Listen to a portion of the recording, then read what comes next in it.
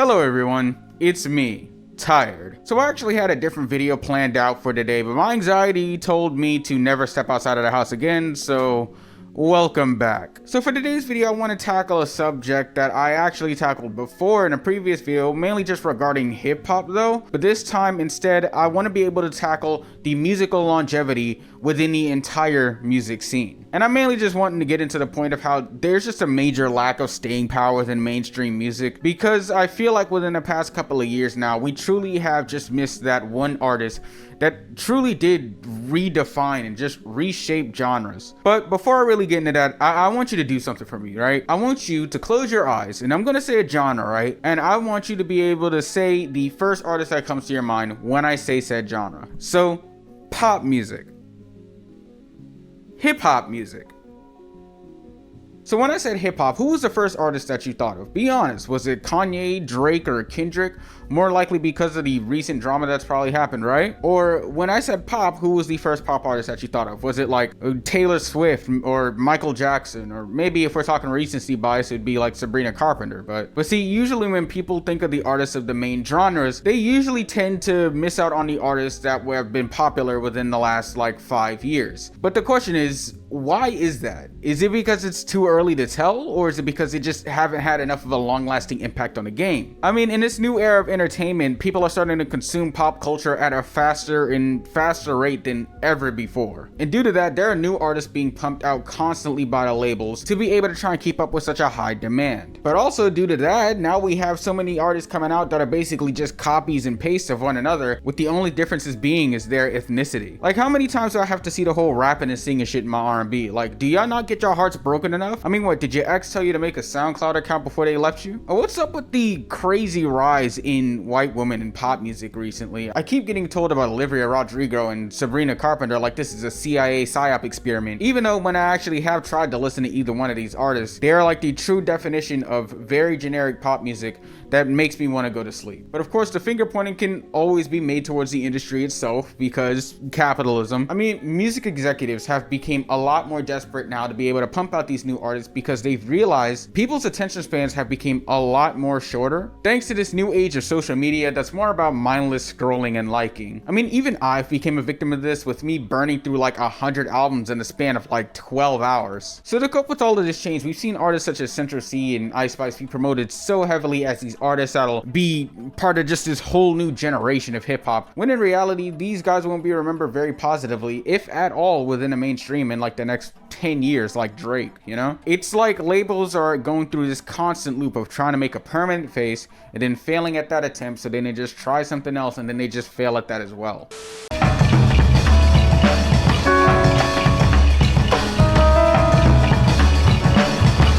I mean, to put it bluntly, mainstream music essentially screwed itself by oversaturating its own market with clear-cut replicas and soulless cash grabs. But while I can blame the labels, of course, the same blame can be pushed towards the artists themselves as well. So we all know Taylor Swift. I mean, she's practically the face of Valley Girl pop music that's made for people who think life is hard because their Uber Eats was 5 minutes late. And as of recently, Taylor has been on the warpath, dropping shells all over my ears with her Taylor's version of her previous albums, alongside her very mediocre recent release of The Tortured Poets Department. And then don't forget her Eras tour that also had a theatrical release meant for people who couldn't even afford to see her live. And then don't forget her desperate attempts at staying #1, which includes her re-releasing The Tortured Poets Department, this time as like this UK version with like all of her, I guess, first draft demos or whatever the hell, just so, you know, she could beat out Charlie XCX's latest album, Brat, for that #1 spot. Because if there's one thing that's very interesting about the pop industry, is that everybody is essentially just battling against Taylor Swift. But I bring her up because I feel like Taylor Swift isn't going to be remembered very positively by the music community like years and years down the line. I mean, her blatant cash grab attempts and major lack of creativity this late in her career has shown her desperation to cash out as much as possible so she can keep flying a private jet to a local Walmart. But although this would make her a goddess in a capitalist world,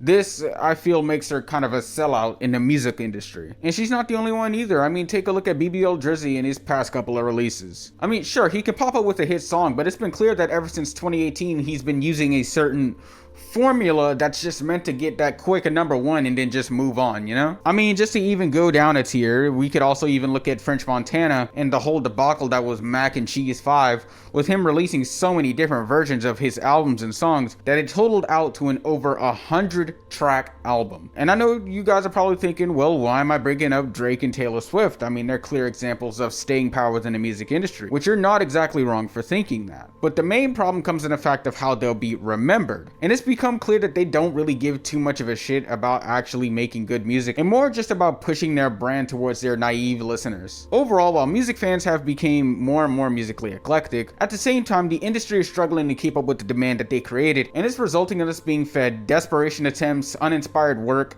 and just forgettable albums all around. Maybe it's because what's already been done is all that could be done, so where do you even go after that? I mean, the hyperpop scene is fun, but that's mainly for kids who sniff markers, such as myself. And the underground rap scene is also fun, but the talent pool is so large, and damn near everyone that's involved in it is a predator. I guess the only way for the music industry to be able to really regain that sort of genre-defining Drake-level artist is to slow down on the production for a while, which I know is practically impossible because, you know, money talks louder than musical creativity or whatever. But maybe if they stopped pumping and dumping like how I do to the tissues in my trash can, who knows, maybe they could actually find that next Drake or Nicki Minaj or whatever. But as for us listeners, man, just keep bumping your Midwest emo band with 5,000 Spotify listeners, because if you're gonna treat anybody as your forever artist in the music scene, at least let it be somebody who deserves it. But it's been great. I love you guys. I really need to get some rest. I hope everybody's been great. I didn't even ask you how your days went. I hope your day's been fine, man. It's literally been a whole week. I don't know, man. You guys have a good day. Peace out.